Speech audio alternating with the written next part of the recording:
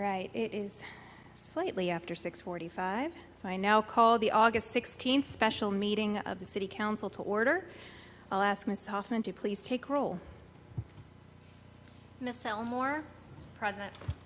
Mr. Cahill? Present. Miss Kyle? Present. Mr. Skidmore? Here. Mr. Hermes? Mr. Doan? Present. Mr. Meyer? Present. Miss Skidmore? Here. Miss Nicely? Present. Mr. Nipper? Miss Reckers? Here. Miss Jasper Lucas? Here. All right, thank you so much. We'll go ahead and move on to legislation. Mr. Gatlin.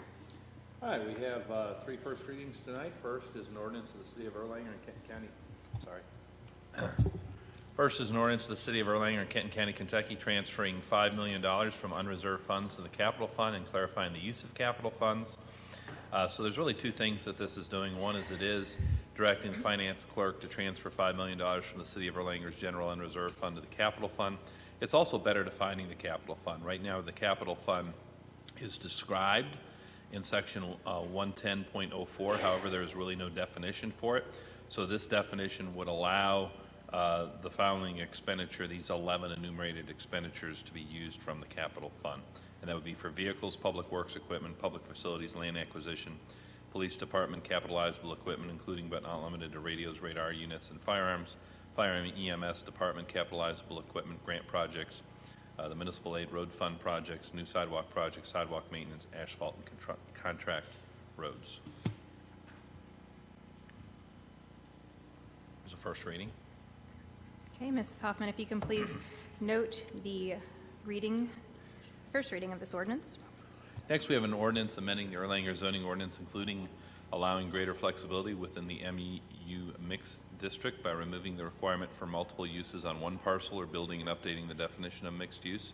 2, amending the use-specific standards for restaurants with or without drive-ins or drive-throughs. 3, adding a setback for driveways. 4, removing the location requirements for dumpsters, trash, and recycling storage areas within residential districts. 5, allowing privacy fences inside and rear yards of residential and commercial districts, and removing a redundant regulation for fences on vacant lots. 6, amending the maximum size of detached signs in the community commercial district and changing the name and description of section 11.09 to better reflect its intent. And 7, removing the appeals process and referencing the process set forth in KRS 100. This was discussed at a public hearing on August 4th, 2022. It was recommended by staff and approved by KCPC and recommended to this board or this city. Okay, Mrs. Hoffman, if you can please note in the minutes the first reading of this ordinance. Mr. Meyer. Thank you, Mayor. I wanted to make a motion to table item number 3, the brewery text amendment. Before this was brought, I think we rushed it to get to the Kent County Planning Commission, and at that time it was indicated that before we did that just to expedite the process, but we would have some discussion about it before we actually brought it forward. We haven't had a chance to discuss this since it was just approved less than 10 days ago by KCPC. So my motion is just to table this item.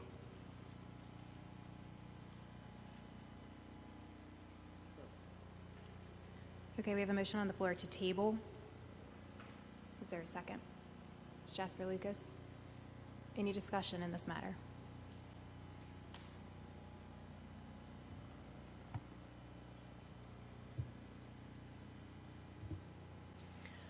I just wanted to note that we do have a request from the property owner on this issue that they are working within a specific time frame and they would like to move this forward to the first and second reading as soon as possible. So would we do a roll call vote to table then? Correct. Okay. Ms. Jasper Lucas. I'm just seconding it because I agree we haven't talked about it in Caucus, and that's what we agreed on. I'm not trying to delay a project or anything. I just think that we should discuss it. I guess my only request of you, would be, because this is just a first reading and we're not taking a vote on it, I know that there's another piece of legislation that we just did a first reading that probably needs some additional discussion. However, we did let it go through to a first reading since it's not being voted on right now. We can add it to this caucus meeting to be able to discuss in 10 minutes. So that's my only ask of you, Mr. Yeah, Martin. I'll just add my additional comments. The reason I didn't oppose the other one, I know that most of those were some of the actual, I'll say, administrative items, right? They were a number of the oversights. Where I have a concern about this one is just the changes that we're making are much more substantial than what's here. I had I think when we originally pushed this forward 2 months ago, we got a short notice about it, and I think council's agreement to move forward was that it would come back and we would have some discussion before we actually brought it back forward. One of the reasons that I didn't like the way we approached it the first time is because the PDF staff said, and this wasn't the case, but their language was, this is recommended by the Erlanger City Council, and that wasn't necessarily what we were doing. We were actually saying, the majority council said, let's just get the process going, and we'll pick it up from that point on. What I don't like what this does is, almost put a little bit of conflict in our zoning ordinances in the table of uses, because now, where before where a bar would go had some conditional constraints, what this does is say, unconditionally, anywhere we put a brewery, you can also put a bar inside there, separate from the other piece. So I think it adds a little bit of conflict in there, because this is adding it to the text of the brewery, not necessarily saying whether something is conditional use in the GI district any longer. So, for those reasons, I think there's plenty of reason to hold off on this piece at the moment.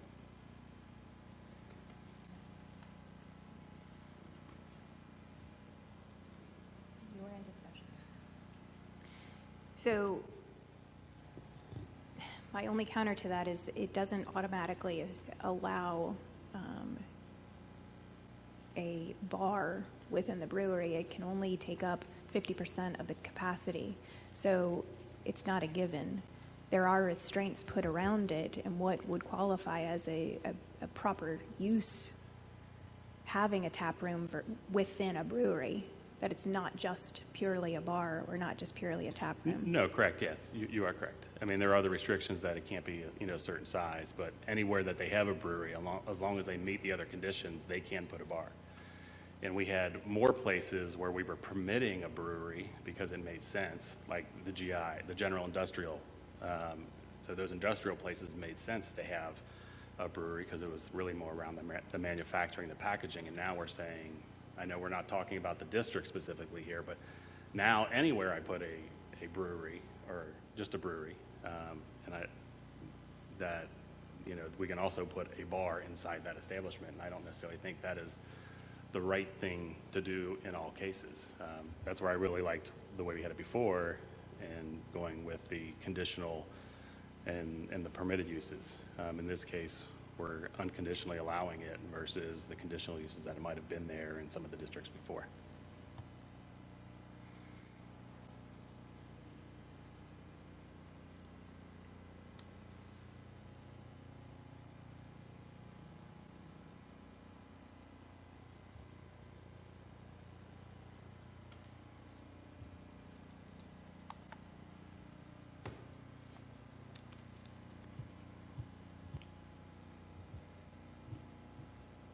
I guess I would prefer to answer any questions that anybody has about the specific development. The property owner is available and willing to come to the next council meeting, which we were planning on being the second reading, where they would have an opportunity to address any specific concerns with this proposal. They weren't available tonight for this first reading, and we didn't anticipate that there was going to be a detailed discussion on this with the first reading tonight. So I would like to allow some conversation and questions to be posed of this particular property owner when they're available. for the council meeting. Ms. Reckers? I guess I'm trying to understand what harm there would be in allowing a tap room to be at a brewery with the capacity limit. Like, where's the harm? Yeah, I think generally I don't think it's a problem. And this is really the challenge, because Kenton County Planning Commission couldn't say, oh, we don't believe it's the right thing to do there.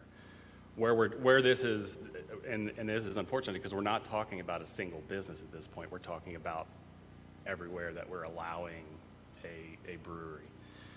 In this case specifically, it's right by the library, right by Kent Lands, right in the middle of all, where there is no additional retail right now, really. I mean, and we're essentially creating a more retail type footprint. No, there's a bar at Silver Lake. I mean, That's is that? that's a private club though, right? So they have capacity for those that are coming in as a private location, as a private business. It's also zoned completely different as well. I mean, I see what you're saying. I don't see where the issue would be. Most breweries, I don't think I've ever stepped foot in a brewery that didn't have a tap room. So I guess I'm trying to understand where, like, I see what you're saying, but I don't think it's. I guess just for a little bit of clarification and point of order, I mean, we have a motion and a second on the table to table this, and I think we're kind of starting to enter discussion and argument of the ordinance, which I think we just need to go ahead and vote on whether we're going to table it. Yeah, and I actually have one more comment around just the text that came back to us.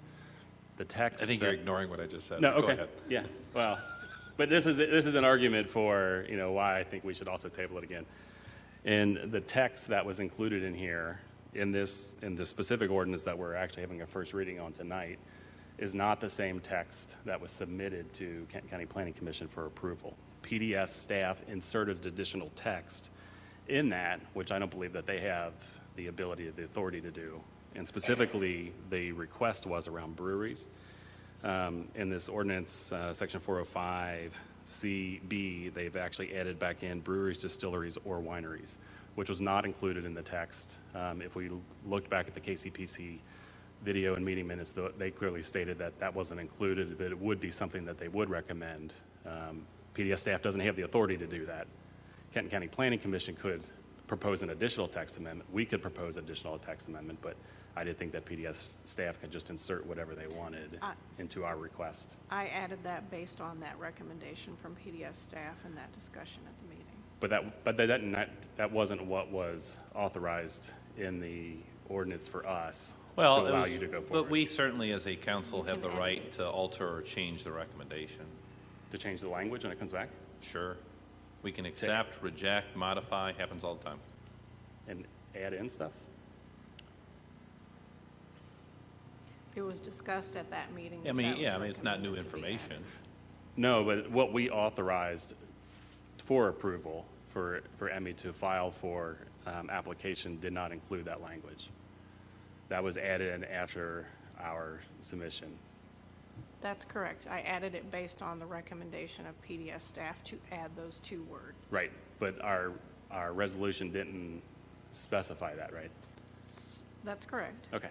So if you wish to strike that in the adoption, then you can elect to do that. Well, I guess I'll wait on my first motion since I can't make a second one yet. Mr. Down? If we delay, how quickly could we pass thereafter, and what is the prejudice to the applicant? If we delay, are they going to miss any deadlines? They are under a time crunch to get this approved, yes. I don't know specifically, but the other issue that we had was this application went through first. Remember, we had a long slate of text amendments. Council only approved the brewery text amendment to move forward to KCPC and pursued further discussion on the remaining items. When the brewery text amendment went forward to KCPC, and I went to attend that meeting, KCPC did not have a quorum for that meeting, so it was delayed by a month just within the KCPC process. So now we're about 3 or 4 months behind where we were wanting to be with getting this accomplished.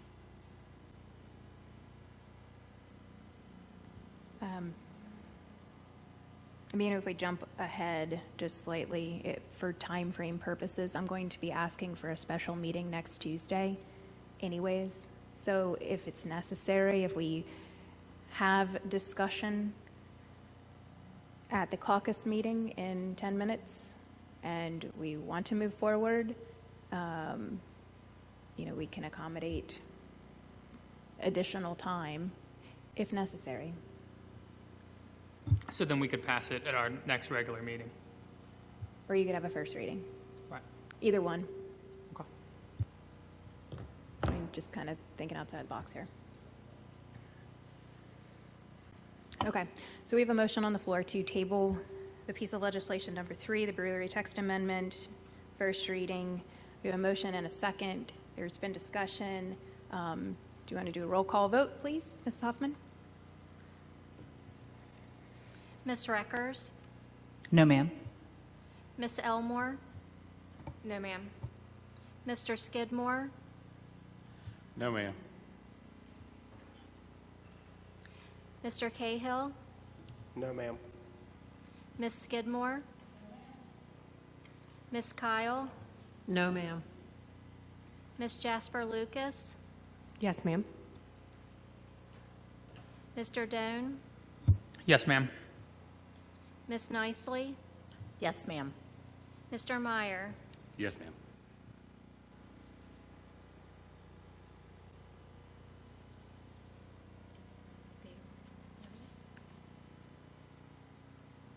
There was 6 to 4, 6, so it failed. Okay. Motion failed. Did you have another motion, Mr. Meyer, before I do the first reading, or are we ready to do the first reading?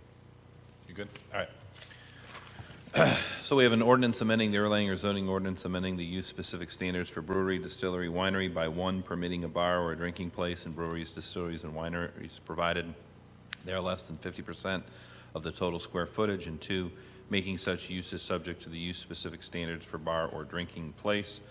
You can see in section 405 what is underlined is being added, which is allowing a bar or drinking place is permitted in breweries, distilleries, and wineries, provided they are less than 50% of the total square footage.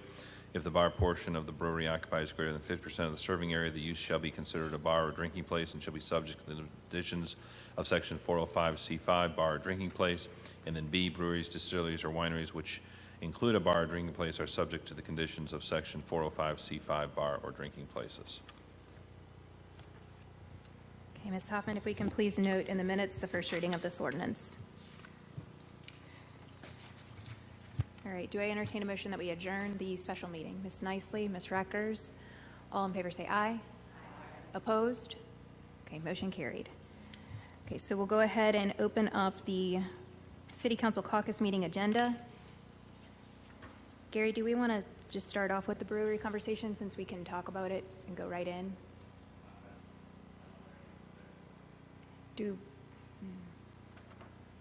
Are there any other questions?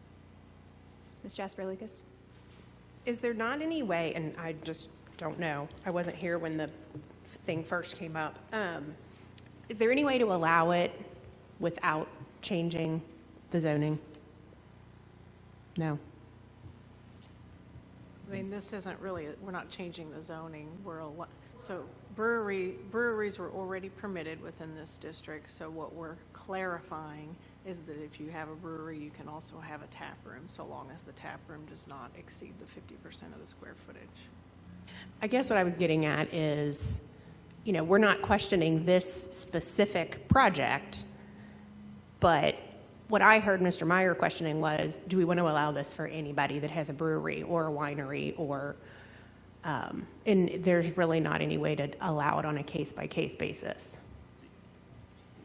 The original intent, when we actually, because those pieces were kind of broken up a little bit when we actually did the table of uses. In some zones, we said a brewery is a permitted use, and then we separately looked at the bar and drinking places.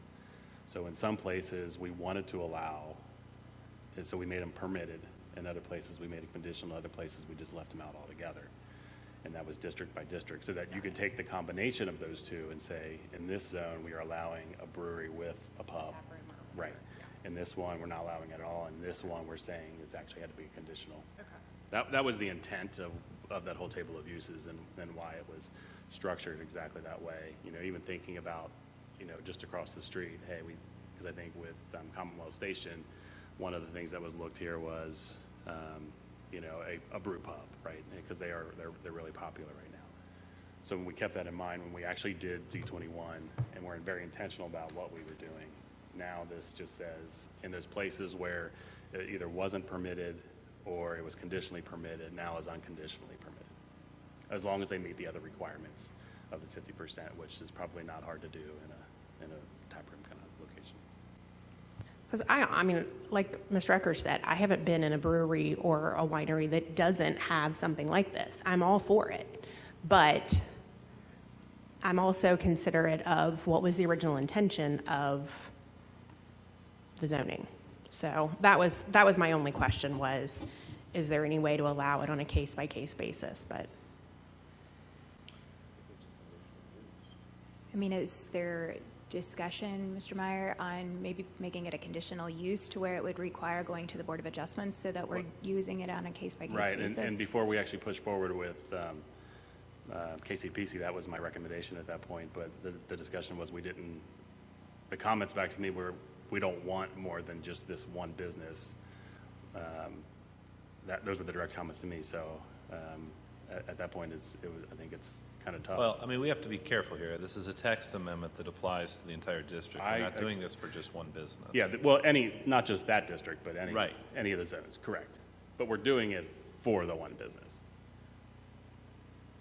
We're doing it because a business has brought to light an issue. Sure.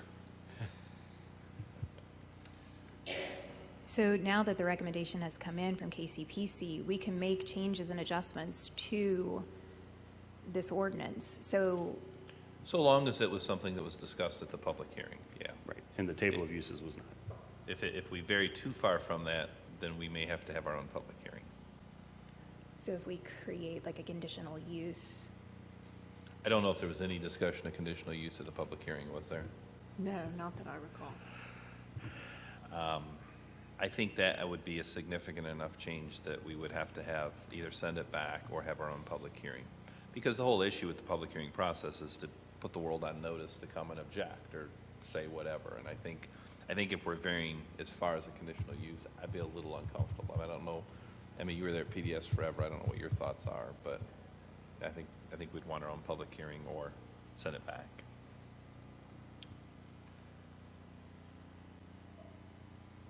is there any appetite for that?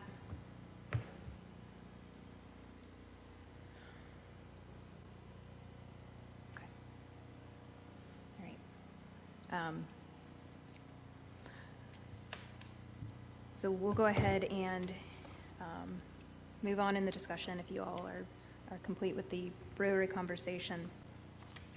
So next on the agenda is the 2022-2023 tax rates, the recommended tax rates. I sent out the tax rate recommendation last Friday. The proposed tax rate for real property is 0.301, which is a slight decrease, and the tangible tax rate that was recommended is 0.296, which is an even slighter tax decrease. The real property tax rate that was recommended is the compensating rate. That was calculated by not only the Northern Kentucky Area Development District, but also Mrs. Hoffman, utilizing the property value assessment that we received from the PVA.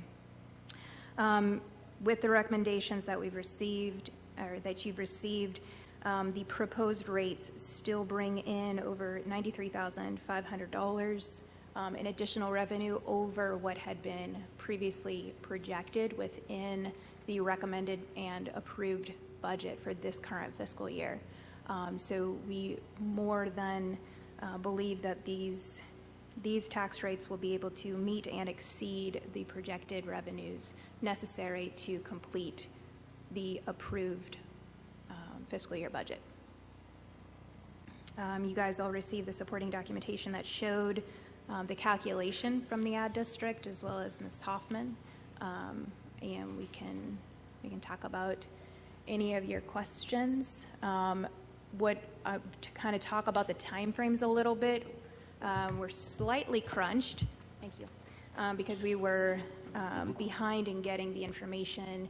There was a piece of the information that we received from the state, From the Department of Revenue. from the Department of Revenue, that we hadn't received, and it was actually late to everyone. Hence why we are coming to you relatively soon to our deadline. According to Mrs. Hoffman, in order to properly move forward with calculating all of the property tax bills and then being able to get it to the printer in time to have it be mailed and received in enough notice for the October 1st start of our collection, our deadline is September 7th. So Mrs. Hoffman is requesting that we have it completed. So between now and then, we need a first reading, a second reading, and a vote. And how you all want to accomplish that is kind of up to you.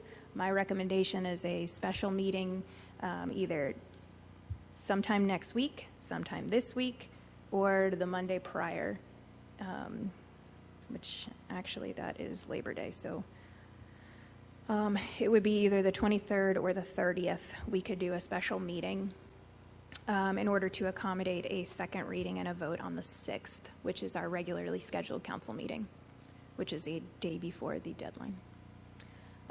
So we can talk a little bit about your questions, and then we can talk about the time frame and what works, but we at least need to have this done by the 7th. Okay. Are there any questions? Mr. Meyer? Well, I have comments, but not necessarily questions. Okay. And just looking at these and kind of thinking about, where some numbers have been, I'd almost rather see us, I know at least on the real property rate, come in at comp plus 2, which would be the exact same tax rate that our residents saw last year. And then I know that tangible one looks ugly as I thought it might this year. Kind of looking at even what our compensating rate was, I think we probably should be in that same area as well. If I recall, so I actually do have a question. I believe the discount is at 2%. Is that correct? So with that 2%, some of the discount amounts are slightly off. I think we were showing a flat $82,000 on the real property. 2% of the $4.3 million is actually $87,000, so a little bit larger discount. On the tangible property, I think those discounts are in the area of about 20%, so those numbers are going to kind of shift quite a bit. But, I think that I mentioned, numbers, just kind of thinking about that forecast. And if I recall, some of the numbers, Kara, I think we were roughly 1.8% year over year, and revenues increased, excluding the MARF, and I think that was the ARPA CARES, whereas our expenses are increasing at a rate of at least 3.5% year over year for the past 4 years. So it's not tough to see when your expenses are increasing at a rate much faster than at twice the rate your revenues are, that we're going to have a future gap.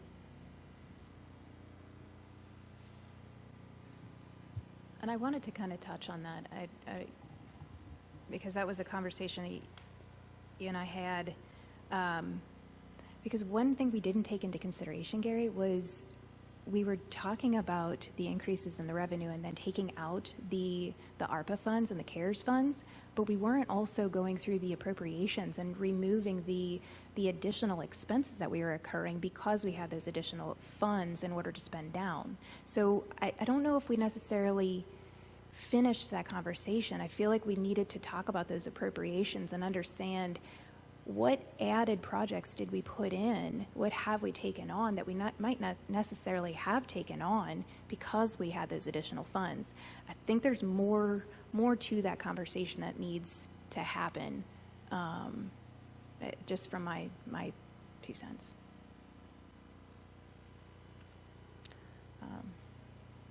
Ms. Jasper Lucas? I have a few questions and maybe some comments. It's, my understanding just from looking at the data that we get about when taxes are collected, that most people pay and get the discount. So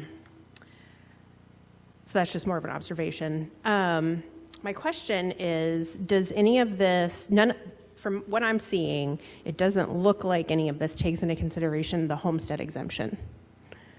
So we're not factoring that in. And we obviously have absolutely no way of knowing how many people qualify for that. But if we consider that people who are 65 and older qualify, and that's the baby boomer generation that is pretty big, and a lot of our residents probably qualify.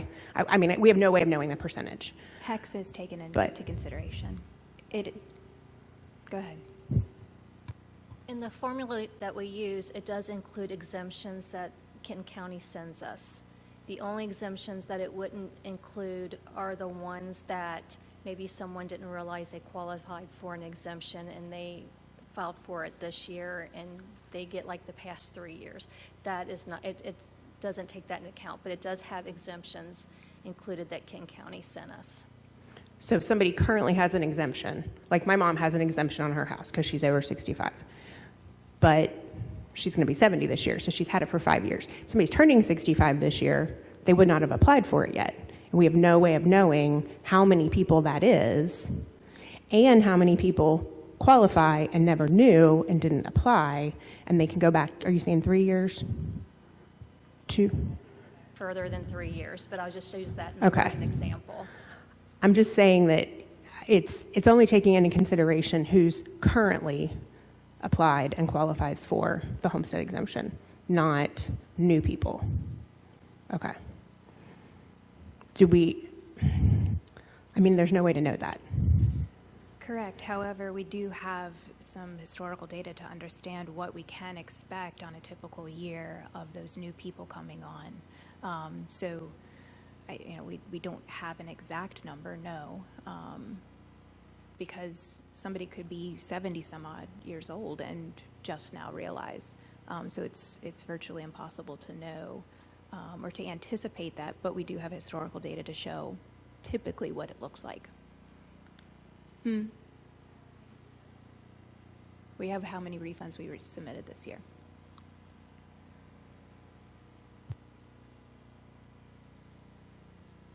I'm kind of falling in Gary's camp as far as doing the comp plus 2, unless there's some way we can reduce spending. I have a hard time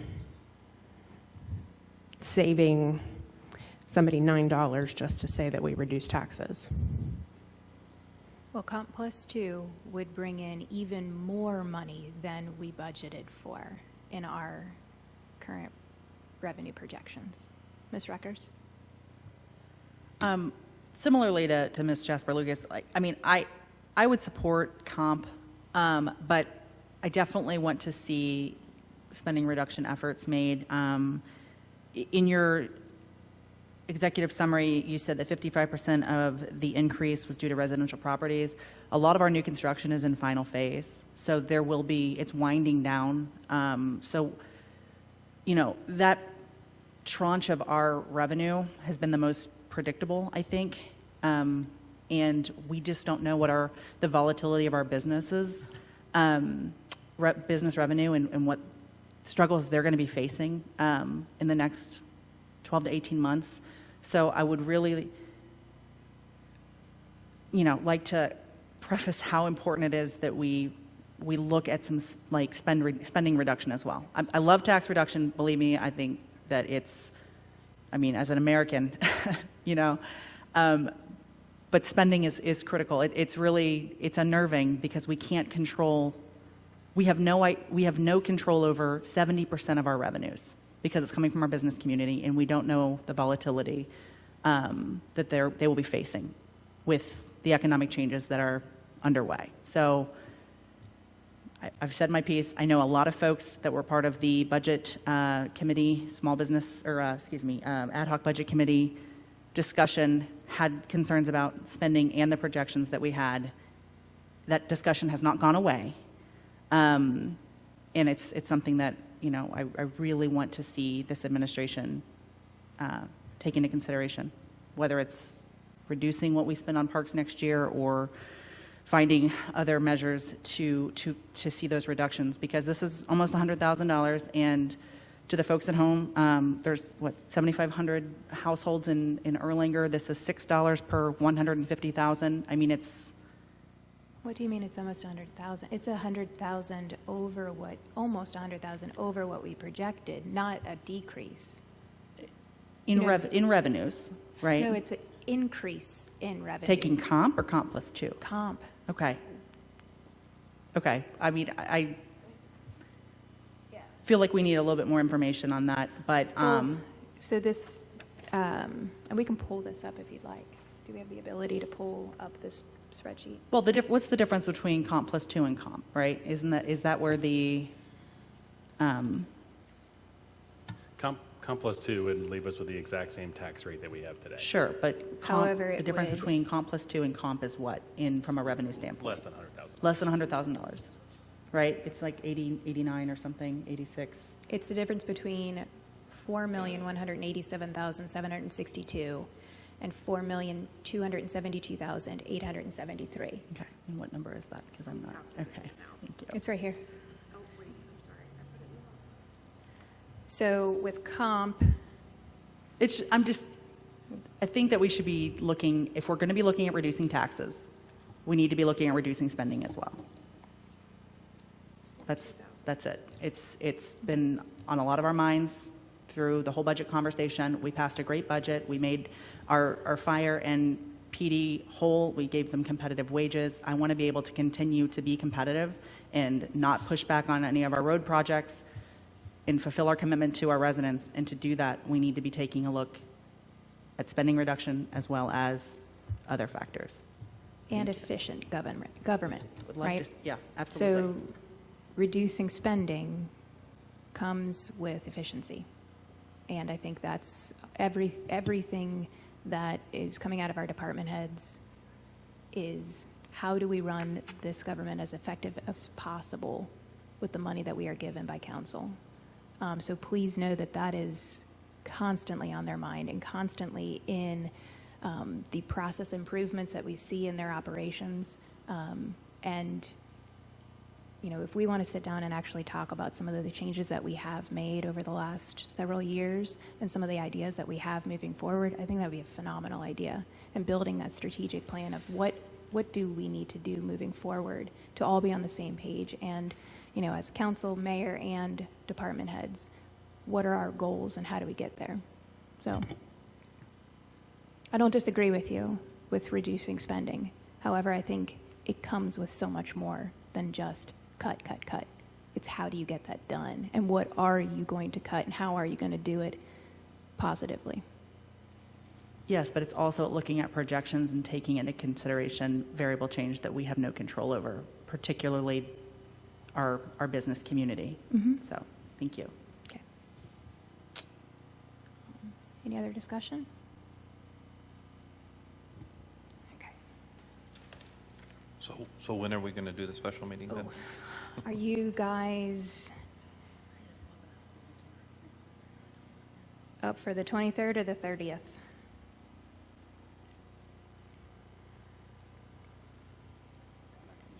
Ms. Nicely? I prefer the 23rd. I don't. Okay. Okay. So let's just do a straw poll. If you guys are good with the 23rd, it would just be a first reading. And the second reading and the vote wouldn't be until the 6th of September, which is our regularly scheduled meeting. So we would just need to make sure that we have a quorum in order to have a first reading move forward so we hit our deadlines.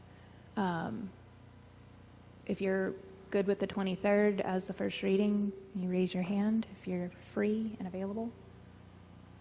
2, 3, 4, 5, 6, 8. You okay? 30th?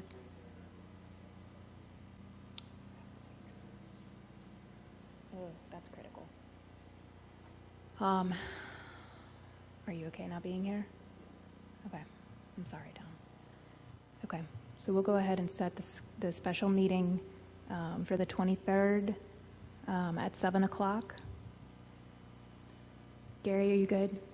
No, I'm not certain yet. Okay. It's not likely that I'll be here. Okay.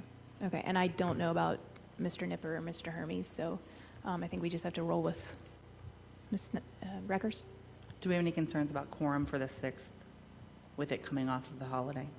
I- I'll be traveling, so I won't be here. Oh, But I haven't heard, you're the first one I've heard that might not be here or won't be here. It's my wedding anniversary. This is how we're going to celebrate.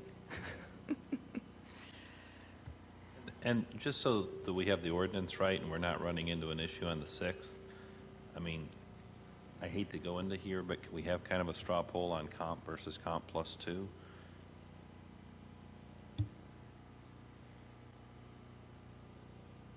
Agree? No, not a.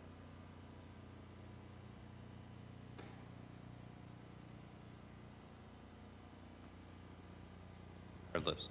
So who, just from a straw poll perspective, who supports comp? Just so we kind of know where we're at with that.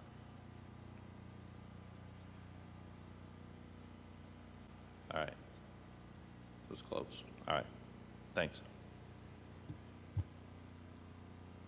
Okay.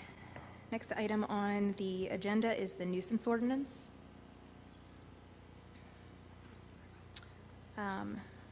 Mr. Gatlin, I think you're taking the lead on this one. No. Oh. What are we talking about, nuisance? Lieutenant Ashley. Yes. No, I was told by Kyle to tell you. Yeah. But I can do it.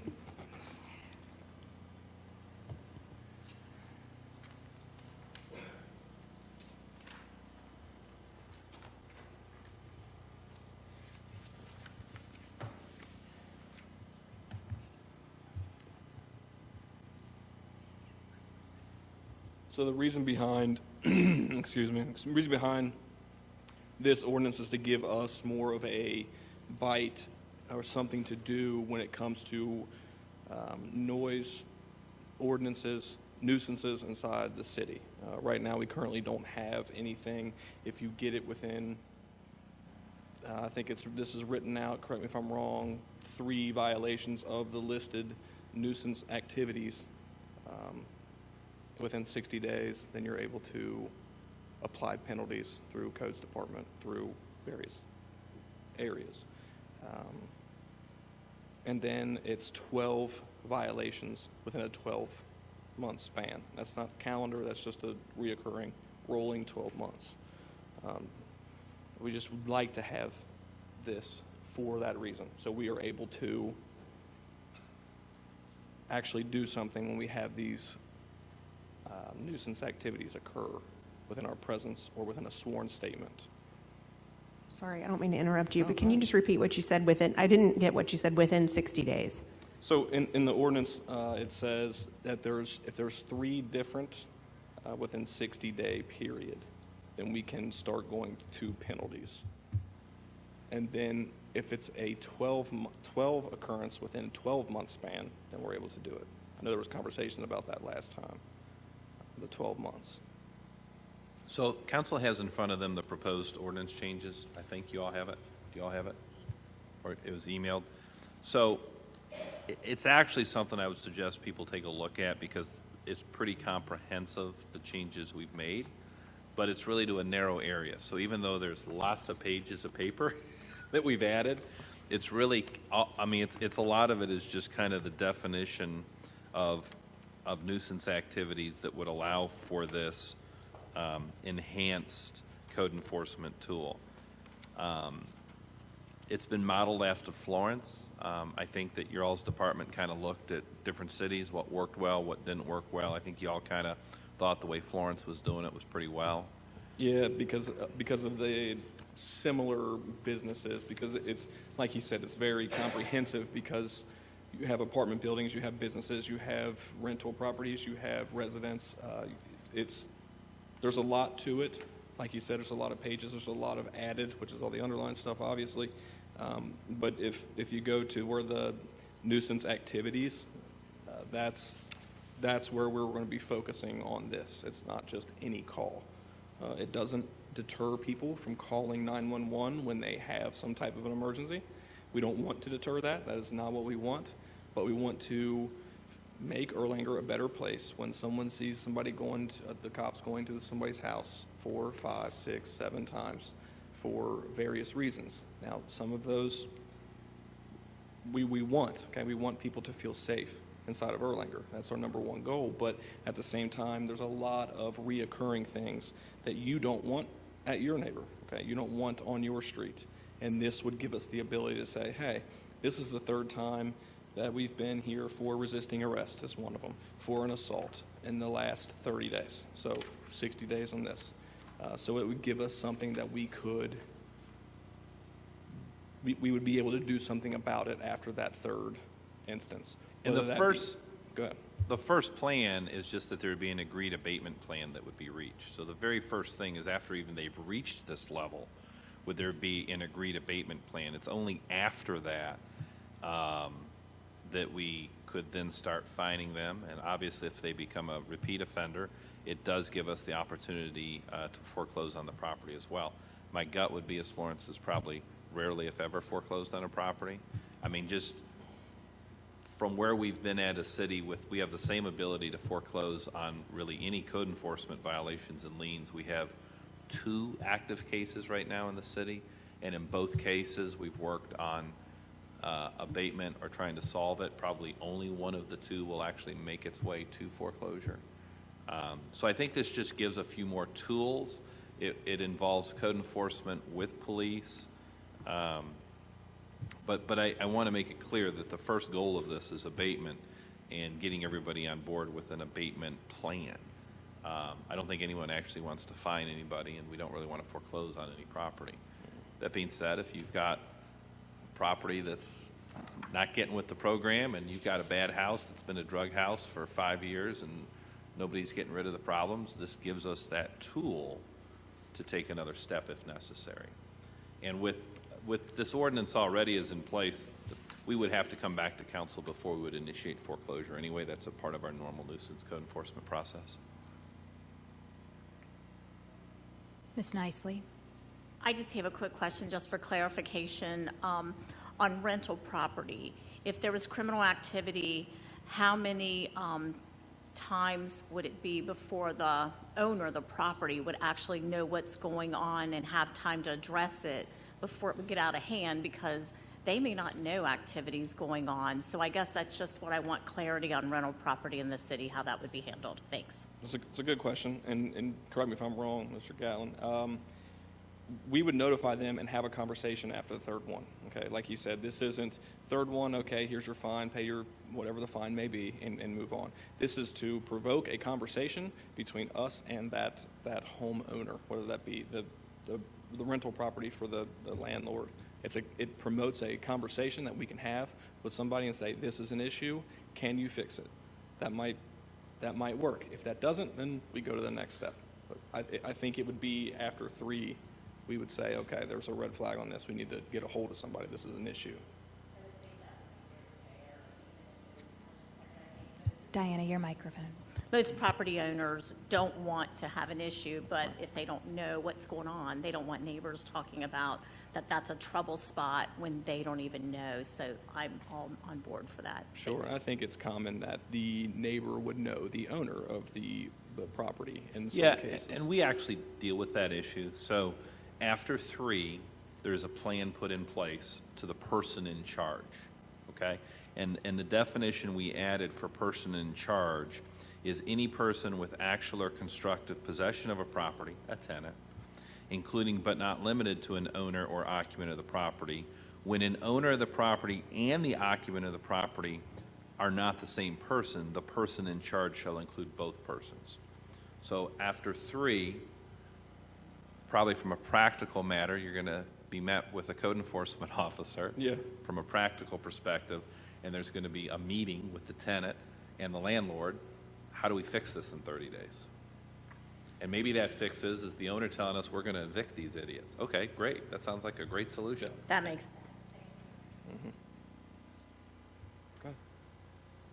I have a couple of comments. I believe, when we passed the chicken ordinance, we said we made it 50 feet. And this on here says 500 from a neighboring residence that isn't their own. Are you saying this doesn't include the modifications we made I to the don't, chicken I don't know ordinance? if it does. I could be There's a good chance it doesn't. I could be misinterpreting it. Because that probably hasn't made the codified ordinance. Okay. So good call. Yeah. So I will make sure that we include any changes after the codification. Good catch. Thank you. And That was then not intended. there's another temporary storage units. I thought we had a provision somewhere that you're allowed to have like a pod for 72 hours or 2 weeks or something without permitting being required.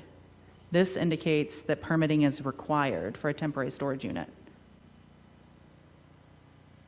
I'd feel like I need clarification on that for anybody, even who Where has are a- you seeing that? I don't know. There's no page numbers. Subsection something, Z. And then, okay, under section 2, prohibitions, section Z. Yeah, just looking for clarification on that. Yeah. I mean, we've made no changes to that. I think that's, I mean, So they should be permitted, even if somebody has it for 72 hours? no. No, it That's says after it 30 days. exceeds 30 days. Isn't that in conflict with the zoning change that we just pushed forward? It might be. I mean, we can amend that too, but I mean, Can we just strike this out of here and because since we're handling it through zoning now? we can. Well, I think the answer is yes. Okay. I want to make sure, yes. But in all fairness, it's a good catch. That's what our current nuisance ordinance says. I mean, I made no changes to that. Oh, no, but that's implicitly struck, right? Because it's in conflict with something we just passed. Is that right?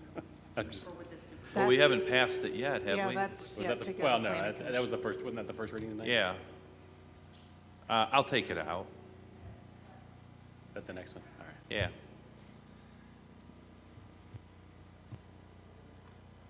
Under the So, I temp- mean, we have to oh, be careful then. I'm sorry. I don't want to take it out until the next thing's in place, because then it would be total anarchy for storage units. I mean, so from a practical perspective, let's watch the timing of this. But as soon as we pass the text amendment, it would take this out. But practically speaking, it wouldn't. I mean, yes, it would take it out, but we probably need to clean it up because we'd never remember that in the codification process.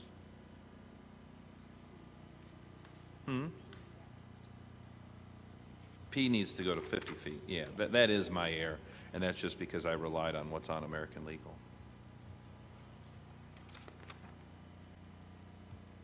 On the temporary storage units, I don't, and maybe it was part of the zoning, but I don't remember us talking about dumpsters when we were talking about the zoning. But this definition of temporary storage units includes dumpsters. And the only reason it caught my eye, I realize this is not a change, and this is not what we're talking about as far as the nuisance goes, but so you're saying if somebody has a dumpster in their driveway because they're doing a remodel, they don't have to have a permit unless it's more than 30 days? Is that correct? It would not be a nuisance violation. Right. It might Okay. be a violation of zoning law, Okay. but it wouldn't be a nuisance Okay. violation. Okay. Got it. Okay. It becomes a nuisance violation if it's there for over 30 days.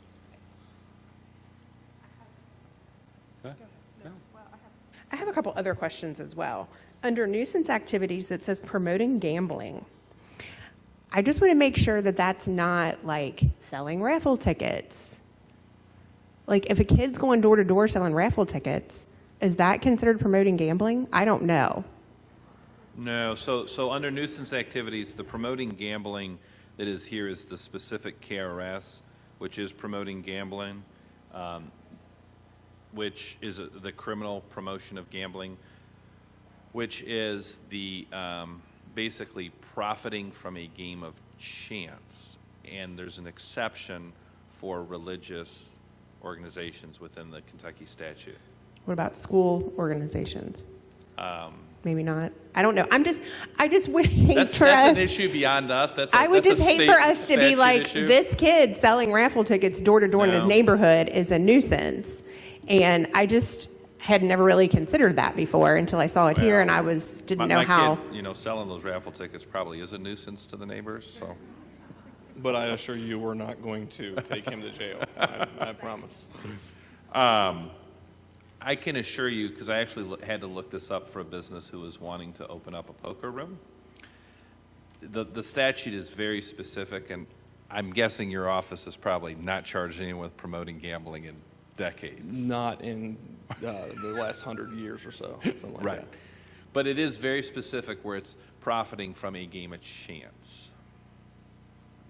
And profit is going to be the magic word, which is going to be the loophole for schools and other nonprofits, because they're not profiting from the game of chance. How about historical horse racing machines? If I'm You know, wearing those my are Turfway Park and gaming Absolutely t-shirt. illegal, but somehow the legislature just sort of like looked the other way. So am I allowed to wear my t-shirt in Erlanger to promote the opening next 2 weeks?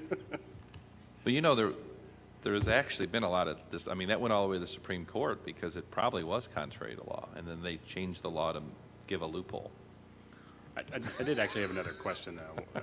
I noticed some of the prohibitions seem to be listed in prohibitions, but then there's also this whole section that is now nuisance activities, which seem to also be some prohibitions. One that caught my eye at first was just fireworks violations. What are fireworks violations? Just setting them off at all? What page are you looking at? I don't, So you're looking at the things that Definitions define of- nuisance activities? yes, uh-huh. Well, I think a fireworks violation would be just that. It would be a criminal citation for fireworks. Great question. How does, So there is a KRS for violating, buying, selling certain fireworks. Okay, I'm not going to sit here and pretend that I'm an expert on fireworks. I'm more of a watcher of them than I am a lighter of them. But it talks about the size, how many grams of gunpowder that can be inside of those, how far away I think they have to be from each other. There has to be a bucket. There is a KRS for that. It becomes a little complicated on 4th of July for the city, as you guys have all seen because you live here. But there is a KRS for fireworks. We're not trying to cite a juvenile in the driveway for riding off a firecracker. But there are occasions where that could occur, not for the kid, but and there's regulations that have to happen in order to have a large fireworks scale like we do at Summer Send-Off. There are permits that have to occur for that, I believe.